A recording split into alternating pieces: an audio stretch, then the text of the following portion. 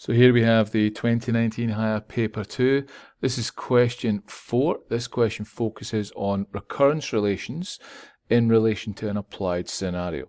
So here, what we have is a scenario where we've got a population of species of mice in a forest falling by a set amount each year. To increase it, what they're going to do is add 30 mice to the forest at the end of March each year. I've then got some sort of relationship between these that I have to use, and then I'm going to look at the long-term behaviour of it. So when it comes to working with these sequences and series, there's quite a few different variables and different bits that we have to remember and we have to work with.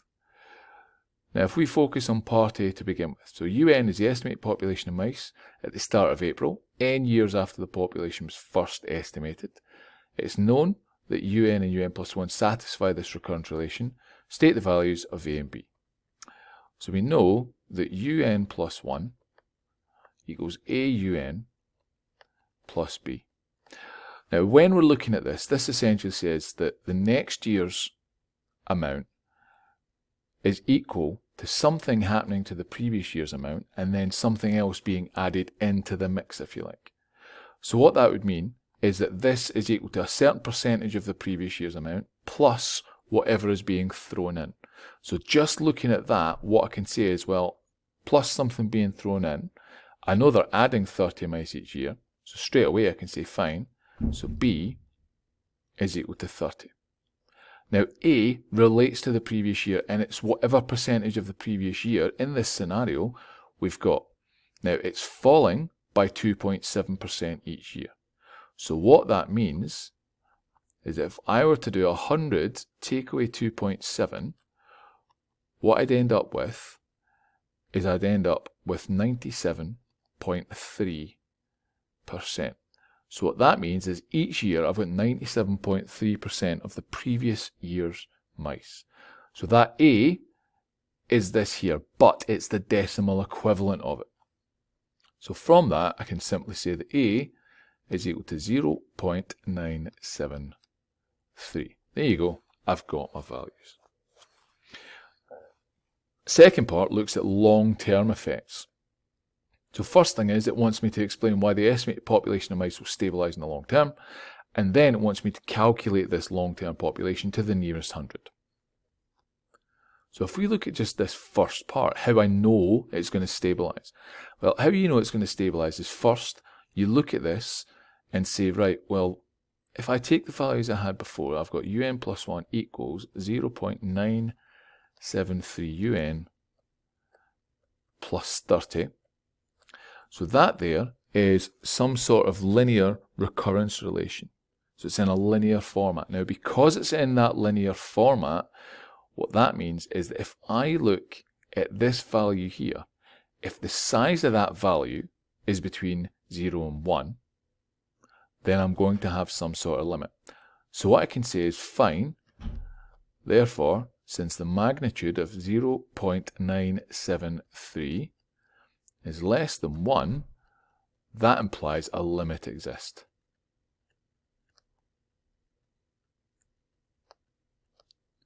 Now we have to be careful when we're wording this bit here. We could cost ourselves some silly marks by not including some key information, but I'll come back to that in just a second. Now that I know a limit exists, I've got to find that limit. Well, the formula for finding the limit is L equals B over 1 minus A. If I calculate that, that should give me the limit for the number of mice that I've got.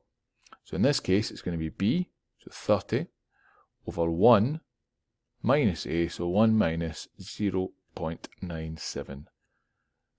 Now the joy of this is a calculator question, so if I plug all that in a calculator and round it to the nearest 100, what I'll end up getting is 1,100 mice. So there you go, the long-term population of it to the nearest 100 is that there. So that kind of question there is quite a frequent one that comes up. Now the marks that are awarded for this one, part A, you get 1 mark for getting your A and your B. If you wrote it out in this format here, you'd still get that mark there because they could read off and compare to get what the A and the B are. So if you wrote them explicitly like this, or just wrote straight down the recurrence relation in that format, you'd be fine. For the second part here in B, I'll come back to part 1 in a second. For the second part here in B, you get 2 marks for it. 1 for knowing how to calculate the limit, and 2 for getting the answer. Now, knowing to calculate the limit, if I just wrote L equals B over 1 minus A, I wouldn't get the mark. I have to put the numbers in to show I know why for these numbers. Now, B part 1 is a little bit more interesting because we have to be able to interpret and communicate our answers a lot clearer than we would for some other parts of the course. Now, for this one, they'd accept a few different variations of the way to word it. So they would accept if we wrote -1 is less than 0.973, which is less than 1.